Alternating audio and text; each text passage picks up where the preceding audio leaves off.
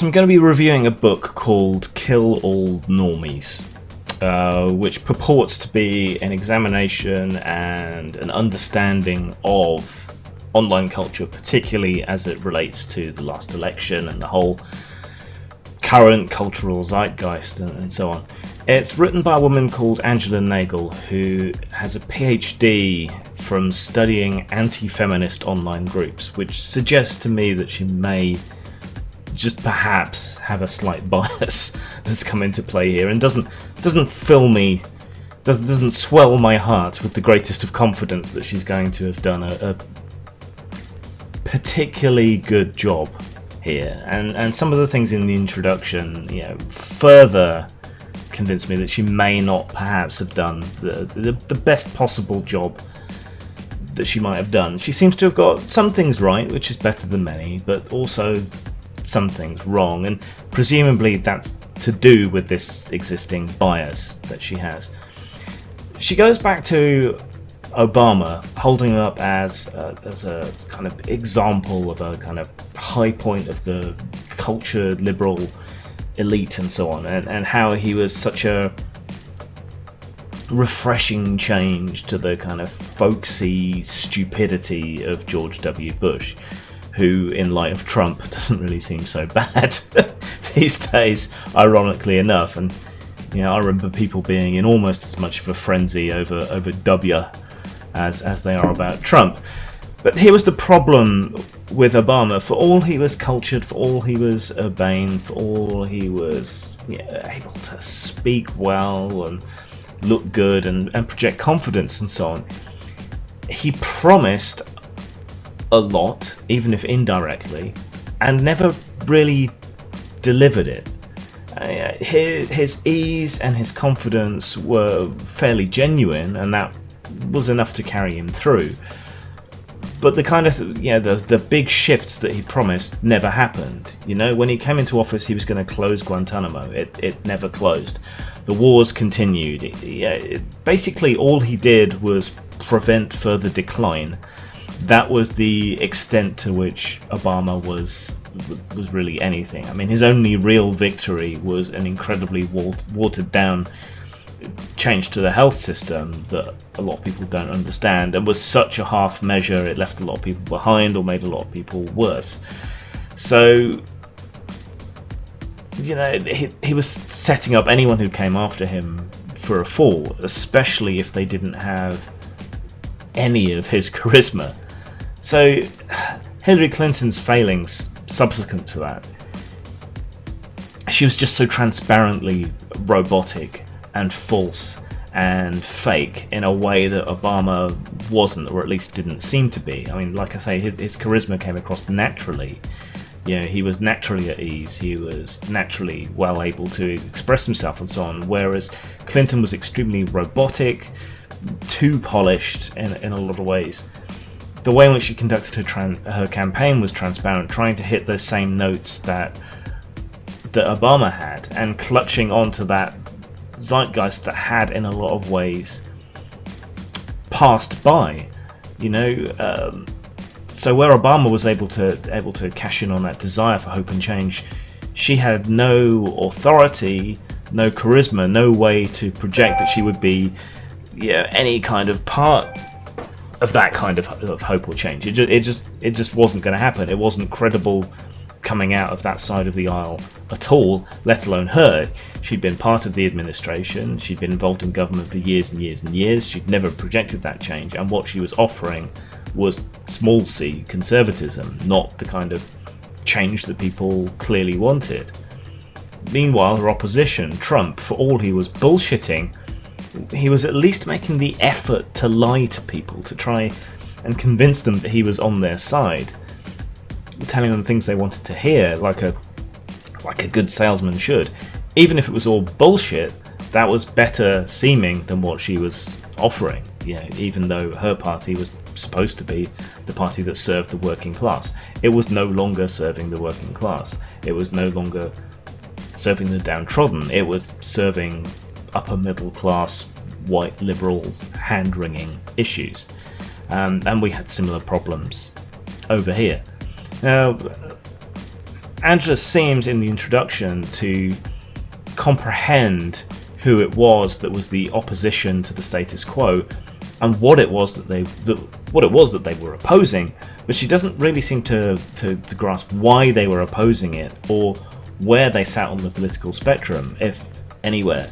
She seems to have largely missed that the shift has gone from one of being left to right to one of being authoritarian libertarian, and that people with different views on the left to right axis are agreeing on things on the authoritarian libertarian axis and are willing to work together.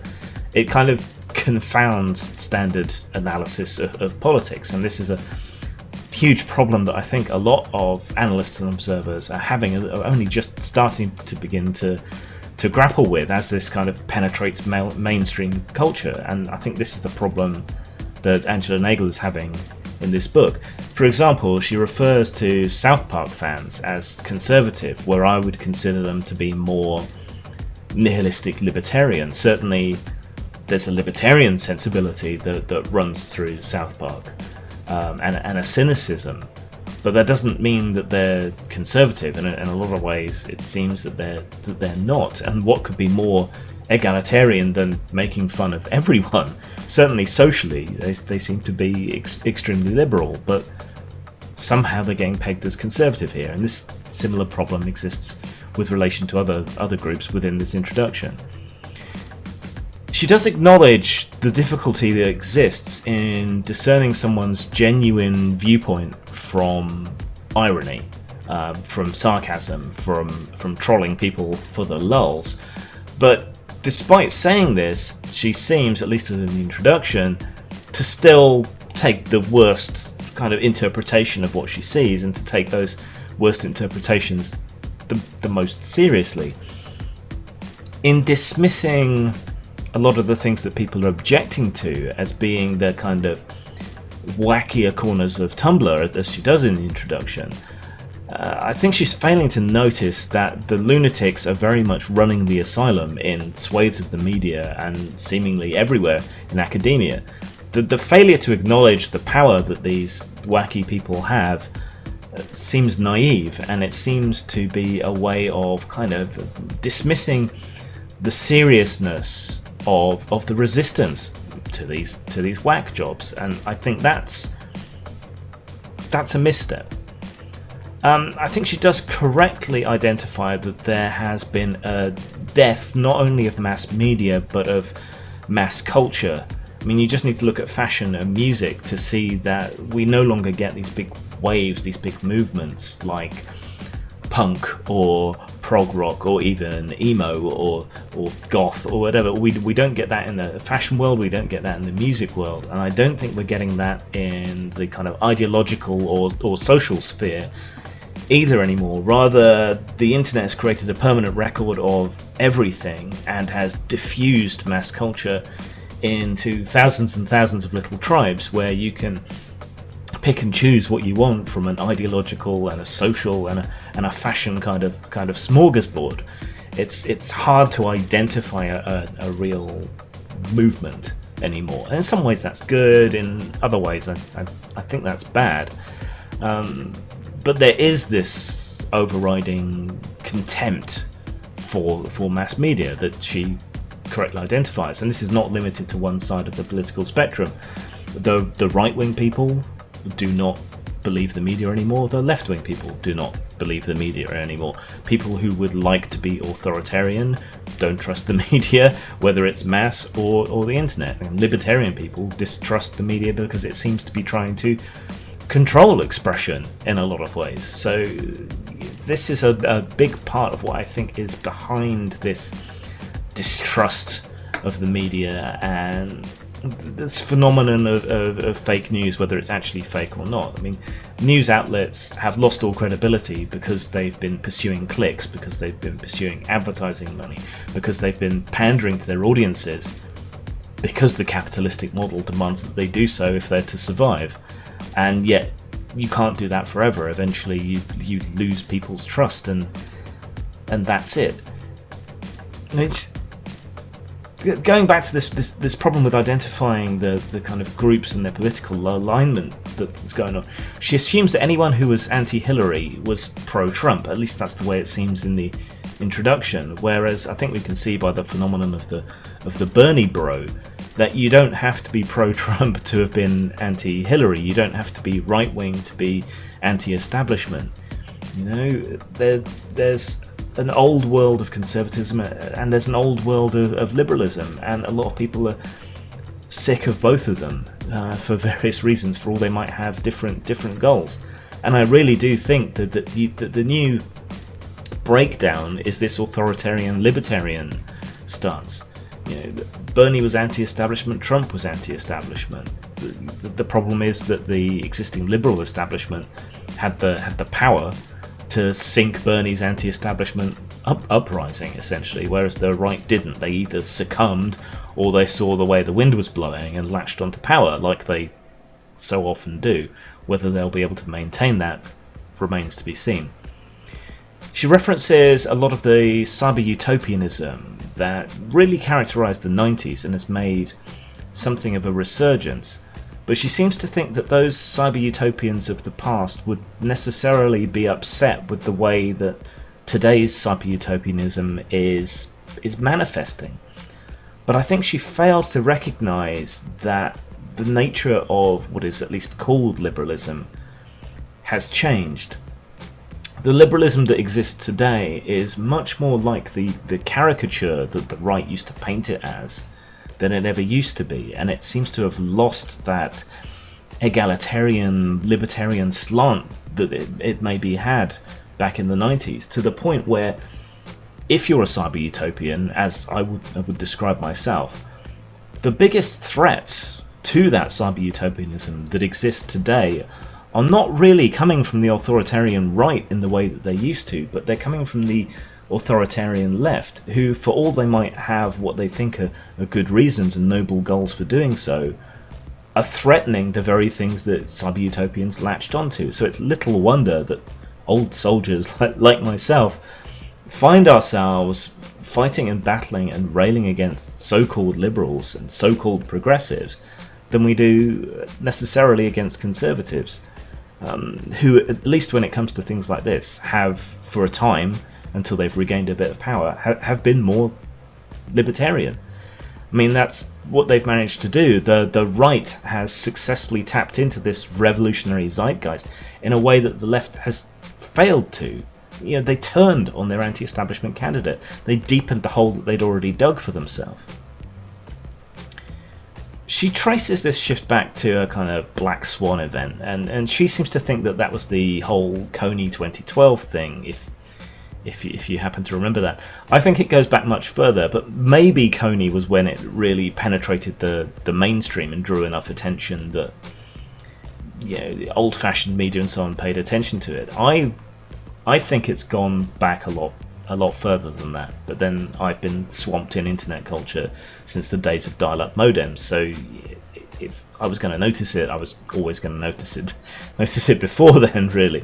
But Coney did show a lot of the problems, and it writ them large. It showed kind of arrogance, a way in which people who viewed themselves as social justice warriors felt empowered to speak on behalf of others, to lie and to misrepresent because they felt that the ends justified the means.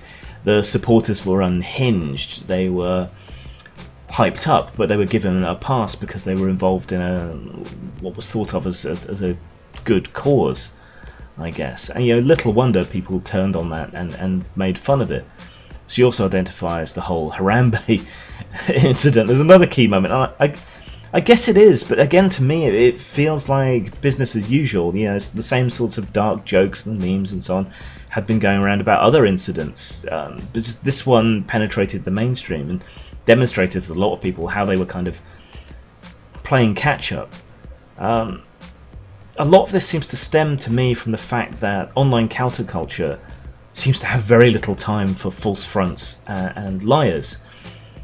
This might be down to the philosophy of anonymity that one often finds expressed on Chan boards.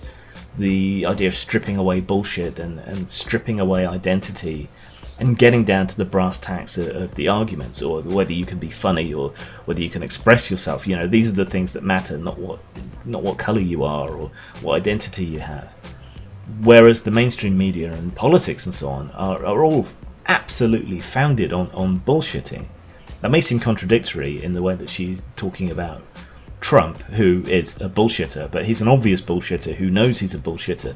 So that in its own way is a way of stripping away falseness and fakeness in a way. It's not so much a false front in the way it is with Hillary. He is a used car salesman. That's what he is. That's who he is. He owns it and inhabits it. It doesn't make him a good person, but it makes him genuine by being not genuine. It doesn't seem to make sense, but hopefully you follow what I'm talking about. She also references Harambe in the context of the so-called hate campaign against Leslie Jones. There wasn't a hate campaign. There was a flame war between her and Milo Yiannopoulos, and drama attracts trolls. She had advertised which buttons she had to push, and she had engaged in quite obnoxious and harassing behaviour herself in the past. So this was like a combination of things: red rag to a bull to trolls, a hypocrisy, a falseness. She advertised her own weaknesses. She was part of a cynical campaign to try and save a shit movie that nobody really wanted to see by playing up harassment, which itself encourages harassment into a kind of synergistic trolling cycle.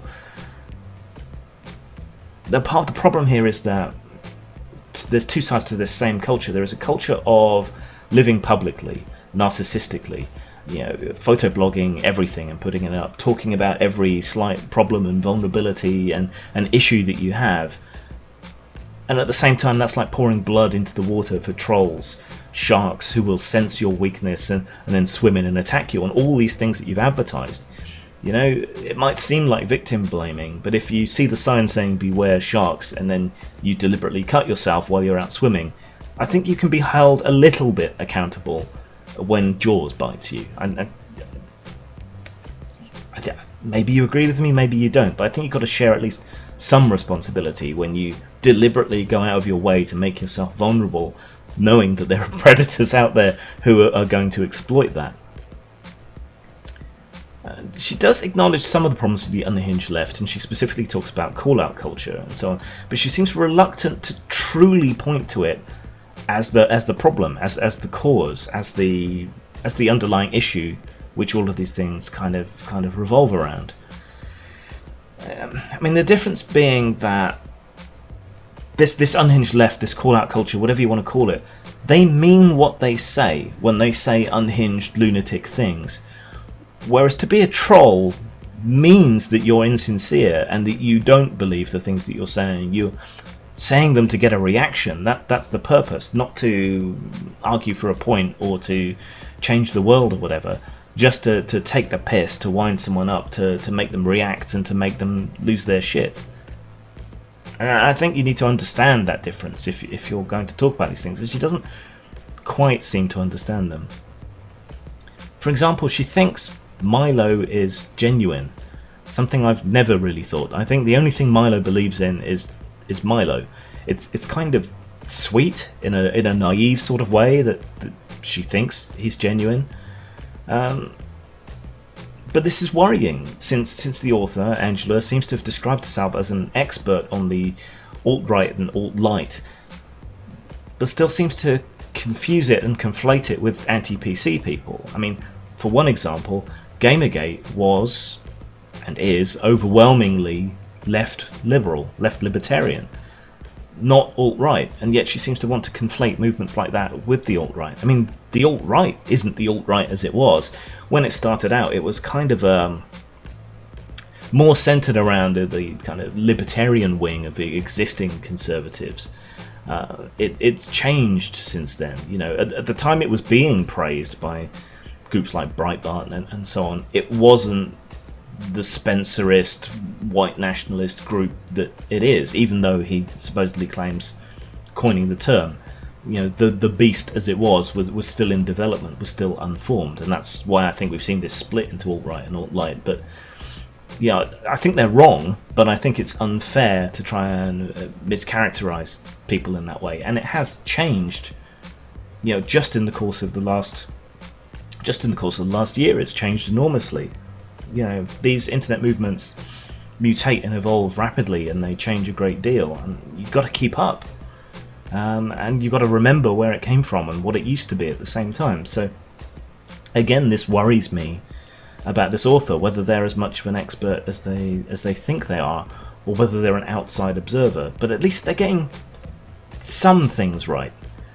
I'm not too hopeful that this book will accomplish what it sets out to do, explaining and disentangling irony from truth and comprehending these various online cultures, as it seems to fail several times just in the introduction. But it does seem to have roused some interest and traction, so I think it's a book that's worth exploring, it's worth looking at, and so I'm going to do a breakdown chapter by chapter, this being the first one. Zang.